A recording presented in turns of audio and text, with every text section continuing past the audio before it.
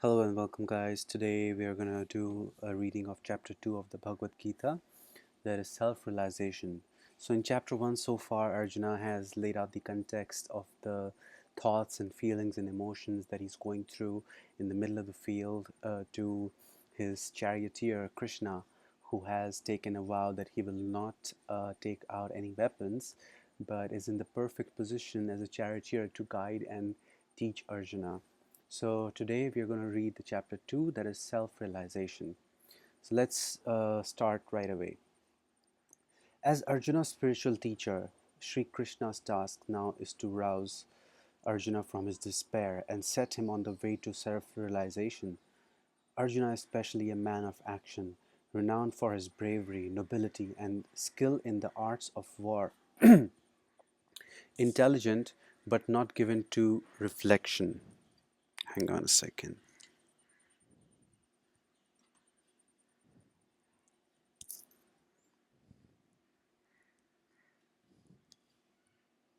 Oh, just gonna forget about this. So, I'm going to read again from the second paragraph. Arjuna is essentially a man of action, renowned for his bravery, nobility, and skill in the arts of war. Intelligent but not given to reflection. Yet in his present crisis, he finds that the active life is not enough. He is forced to ask the perennial questions about life and death. Does he have a soul? Does it survive death? Is there a deeper reality that we perceive in the world around us? If so, is it possible to know it directly? And, for Arjuna is always practical, what effect does such knowing have in everyday life? In his answer, Krishna touches on almost all the main themes and concepts of the Gita. Chapter 2 is thus a kind of overview of the 16 chapters to come. Sri Krishna begins by reminding Arjuna of his immortal nature, his real self, the Atman, never dies, for it is never born. It is the eternal. Thus, the Gita does not lead from the stage to stage of spiritual awareness, but begins with the ultimate premise: the immortal soul is more important than the passing world. Knowing he is out of his depth in these, knowing he's out of his depth in these realms of the mind and spirit, Arjuna formally asks Krishna to be his spiritual teacher or guru. This is a basic prerequisite of a disciple's initiation in the Hindu tradition, where it is believed that virtually all seekers need the guidance of an experienced teacher. Arjuna is no exception, and he is fortunate to have Krishna himself as his guru. In the allegorical sense, Krishna is a symbol of the Atman, Arjuna's deepest self. This chapter introduces the idea of rebirth of samsara. The self wears the body as the garment. When the garment is old, it is cast aside and a new one is put on. Thus, the soul, or jiva, travels from life to life, just as death is certain for the living, rebirth is certain for the dead. Krishna assures Arjuna that his basic nature is not subject to time and death. Yet he reminds him that he cannot realize this truth if he cannot see beyond the dualities of life, pleasure and pain, success and failure, even heat and cold. The Gita does not touch a spirituality aimed at an enjoyable life in the hereafter, nor does it teach a way to enhance power in this life or the next. It teaches a basic detachment from the pleasure and the pain. As this chapter says more than once, only in this way can an individual rise above the conditions of life's dualities and identify with the Atman, the immortal self. Also, the Gita does not teach an enlightenment based on a knowledge of the scriptures. The important thing here is a direct mystical experience, which Krishna will later urge Arjuna to acquire for himself. This chapter establishes the various definitions of yoga taught in the Gita. Here, the word does not refer to the physical postures and exercises, hatha yoga. It connotes in West, uh, it refers primarily to disciplining the mind. Yoga is evenness of mind, detachment from the dualities of pain and pleasure, success and failure. Therefore, yoga is skill in action, because this kind of detachment is required if one is to act in freedom rather than merely react to events compelled by conditioning. Krishna is not trying to persuade Arjuna to lead a different kind of life and renounce the world as would a monk or recluse. He tells Arjuna that if he can establish himself in yoga in unshakable equanimity, profound peace of mind, he will be more effective in the realm of action. His judgment will be better and his vision clear if he is not emotionally entangled in the outcome of what he does. Arjuna now asks his first question as Krishna's student. His teacher has been talking about spiritual wisdom, direct experiential knowledge of the immortal self. Arjuna wants to know what the difference is in this kind of wisdom that makes in everyday life. If a person establishes an ever present awareness of the core of divinity within himself, how does it affect the way he lives? Arjuna is not interested in what people believe, but in how they conduct themselves in life. Krishna's answer, 2:55 to 72, is one of the most quoted passages in the Gita. Mahatma Gandhi said the verses contain the essence of the Gita. If the rest of the scripture were lost, this passage alone would be enough to teach a complete way of life. Those who are established in wisdom live in continuous unbroken awareness that they are not the perishable body but the Atman.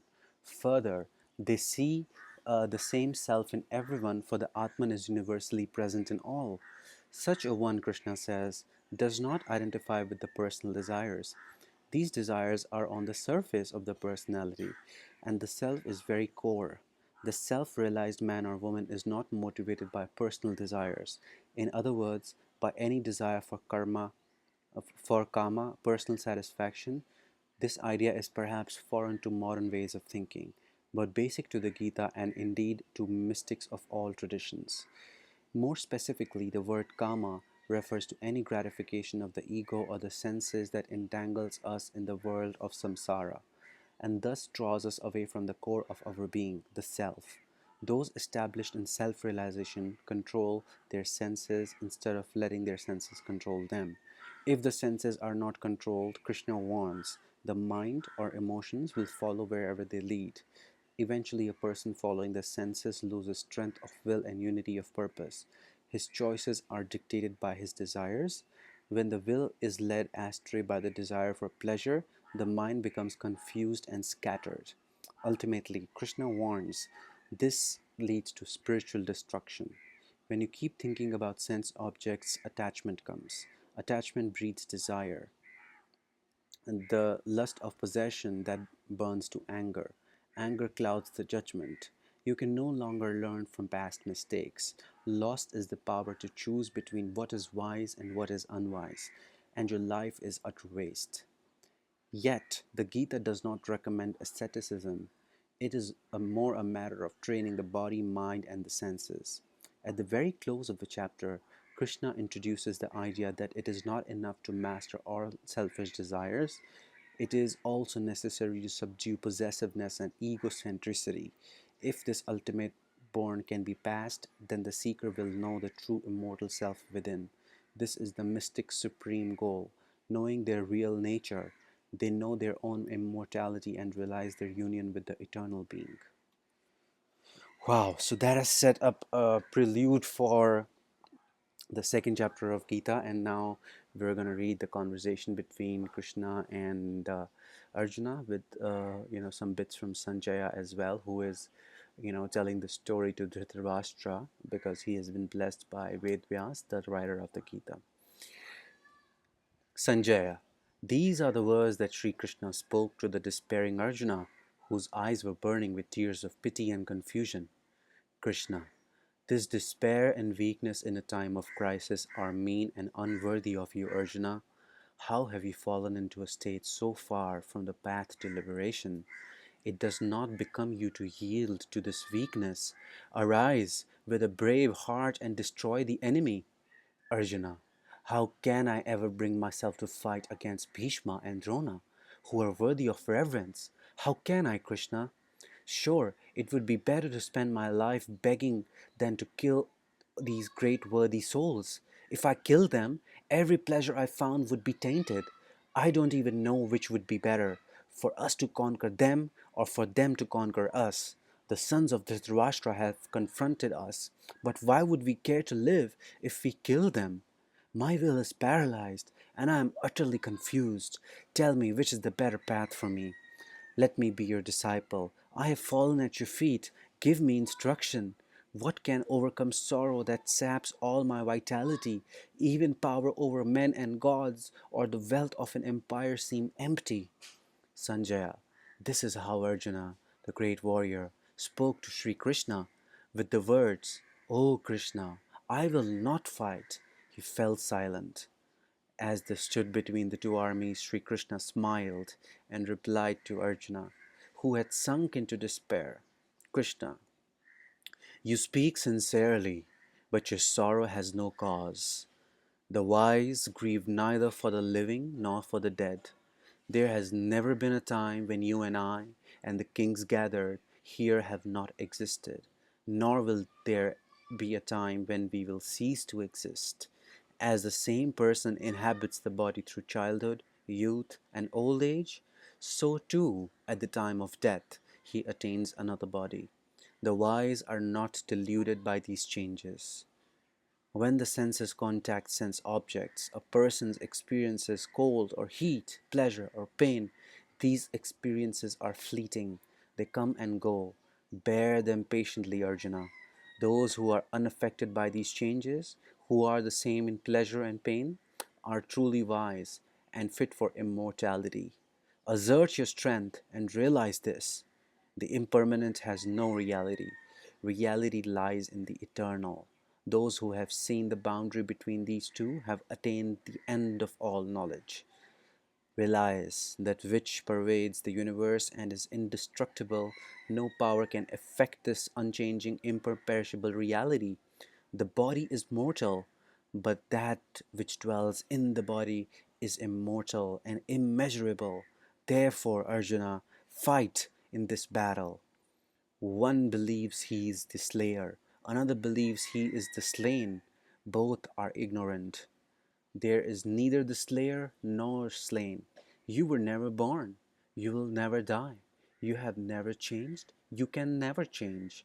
Unborn, eternal, immutable, immemorial, and you do not die when the body dies. Realizing that which is indestructible, eternal, unborn, unchanging, how can you slay or cause another to slay? As one abandons worn out clothes and acquires new ones, so when the body is worn out, a new one is acquired by the self, who lives within. The self cannot be pierced by weapons or burned by fire. Water cannot wet it, nor can the wind dry it. The self cannot be pierced or burnt, made wet or dry. It is the everlasting and infinite, standing on the motionless foundations of eternity. The self is unmanifested, beyond all thought, beyond all change. Knowing this, you should not grieve. O mighty Arjuna, even if you believe the self to be subject to birth and death, you should not grieve. Death is inevitable for the living, birth is inevitable for the dead. Since these are unavoidable, you should not sorrow. Every creature is unmanifested at first and then attains manifestation. When its end has come, it once again becomes unmanifested. What is there to lament in this? The glory of the self is beheld by a few, and a few describe it, a few listen, but many without understanding. The self of all beings living within the body is eternal and cannot be harmed. Therefore, do not grieve.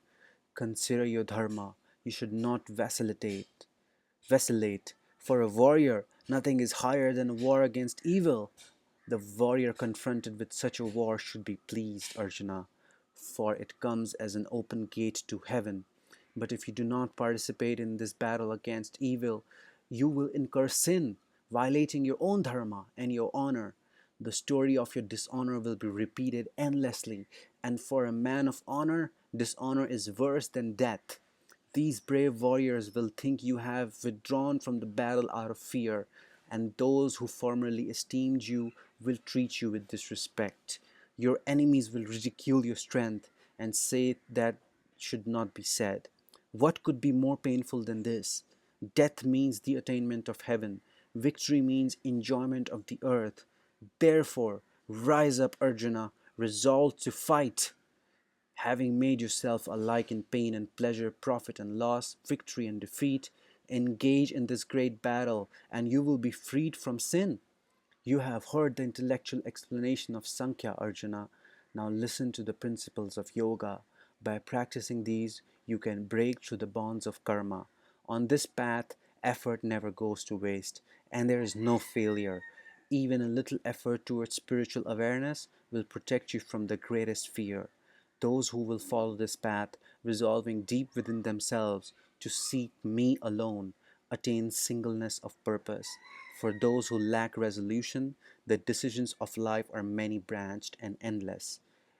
There are ignorant people who speak flowery words and take delight in the letter of the law, saying that there is nothing else. Their hearts are full of selfish desires, Arjuna. Their idea of heaven is their own enjoyment, and the aim of all of their activities is pleasure and power. The fruit of their actions is continual rebirth. Those whose minds are swept away by the pursuit of pleasure and power are incapable of following the supreme goal and will not attain samadhi. The scriptures describe the three gunas, but you should be free from the action of the gunas, established in the eternal truth, self controlled, without any sense of duality or the desire to acquire and hoard. Just as a reservoir is of little use when the whole countryside is flooded, scriptures are of little use to the illumined man or woman who sees the Lord everywhere. You have the right to work, but to never to the fruit to work but never to the fruit of work. You should never engage in action for the sake of reward, nor should you long for inaction. Perform work in this world, Arjuna, as a man established within himself, without selfish attachments, and alike in success and defeat. For yoga is perfect evenness of mind. Seek refuge in the attitude of detachment, and you will amass the wealth of spiritual awareness. Those who are motivated only by desire of the fruits of action are miserable, for they are constantly anxious about the results of what they do. When consciousness is unified, however, all vain anxiety is left behind. There is no cause of worry, whether things go well or ill. Therefore, devote yourself to the disciplines of yoga, for yoga is skill in action. The wise unify their consciousness and abandon attachment to the fruits of action, which binds a person to continual rebirth. Thus, they attain a state beyond all evil.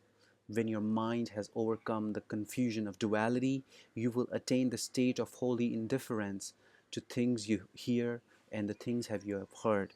When you are unmoved by the confusion of ideas and your mind is completely united in deep samadhi, you will attain the state of perfect yoga. Arjuna, tell me of those who lived established in wisdom, ever aware of the self, O Krishna. How do they talk? How sit? How move about? Krishna, they live in wisdom, who see themselves in all and all in them, who have renounced every selfish desire and sense craving tormenting the heart. Neither agitated by grief nor hankering after pleasure, they live free from lust and fear and anger, established in meditation. They are truly wise, flattered no more by selfish attachments. They are neither elated by good fortune nor depressed by bad. Such are the seers. Even as a tortoise draws its limbs, the wise can draw in their senses at will. Aspirants abstain from sense pleasures, but they still crave for them. These cravings are all disappear when they see the highest goal. Even of those who tread the path, the stormy senses can sweep off the mind. They live in wisdom who subdue their senses and keep their minds absorbed in me. When you keep thinking about sense objects, attachments come. Attachment breeds desire, the lust of possession that burns to anger. Anger clouds the judgment. You can no longer learn from past mistakes. Lost is the power to choose between what is wise and what is unwise, and your life is utter waste.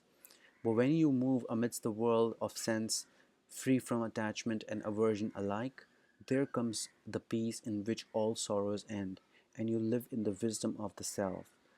The disunited mind is far from wise. How can it meditate? How can be at peace?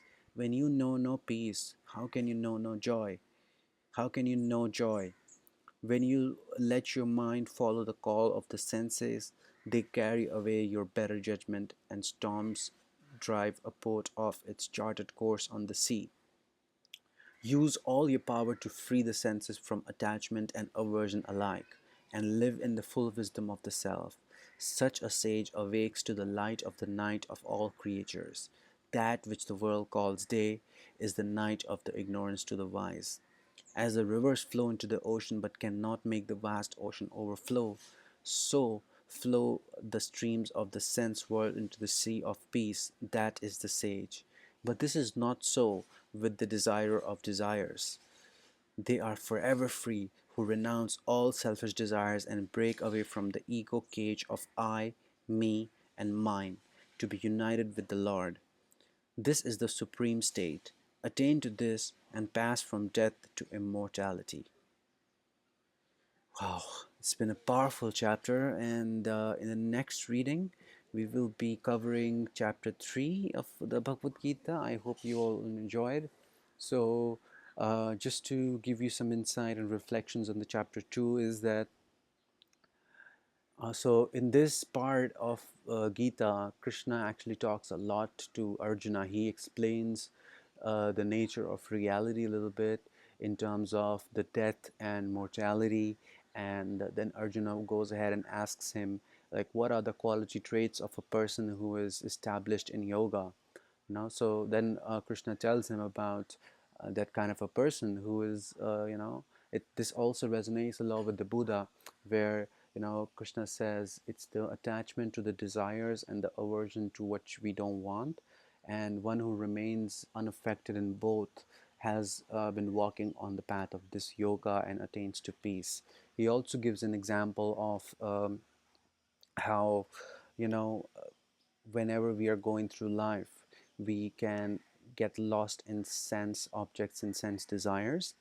Where he asks Arjuna to be patient during this time. And there is this place of peace. He also gives an example where he says all the stream of consciousness follows like a stream into the river, right? But it does not make the river, it is not the river, but it is a part of the river and it adds to it.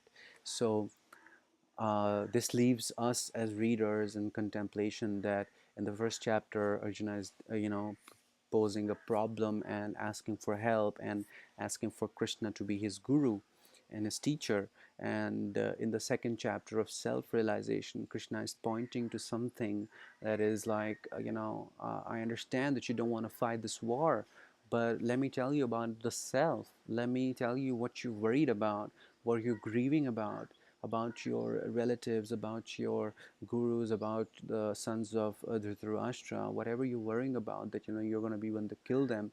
Why are you thinking that you're killing them? Let me tell you the nature of reality. Let me tell you the nature of human beings. So Krishna is telling him like that. He's saying that, let me tell you that, this is immortal. You will never born, you will never die. And, this is a journey of the soul. So he's telling about the nature of that. And he's also reminding him that, where there's line he says that the man of honor, the greatest, you know, wrong thing that you can do is that is even worse than death is to have dishonor on your name, because it is your karma, because it is your duty as a warrior to fight for sin, like fight for any kind of sin or evil that is being done, and that is your highest dharma. And Krishna also points out the consequences to Arjuna, that if he does not fight, he will be remembered in history as somebody who did not follow his dharma, and that would lead a very bad example for himself. And also Krishna is touching on the idea of the self. So he is going both ways, and as you can see that after all the problems that Arjuna says, Krishna is always smiling and giving him um, like advice, and also he's an amazing teacher, amazing guru. And in the moving chapters, we're gonna delve more into the path of this yoga that Krishna is talking about. And he also tells some historical facts about where this yoga started from. He talks about previous lives. There's a lot to cover and uncover, so stay tuned, and I see you soon.